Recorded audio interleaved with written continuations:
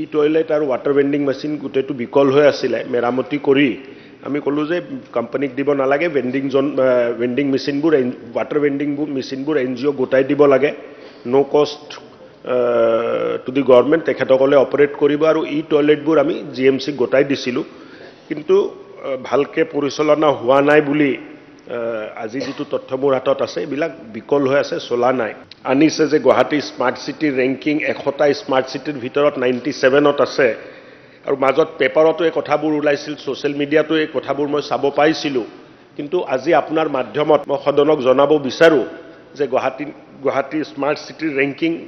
97 নহয় গুৱাহাটী স্মাৰ্ট চিটিৰ ranking 59th হৈ আছে মই যেতিয়া দায়িত্ব লৈছিলোঁ বা মুখ্যমন্ত্ৰী ডাঙৰীয়াই যেতিয়া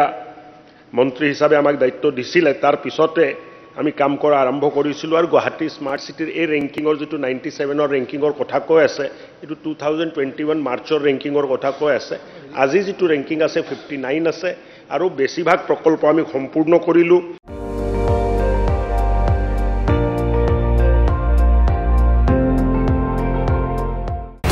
আপুনি চাই আছে ND24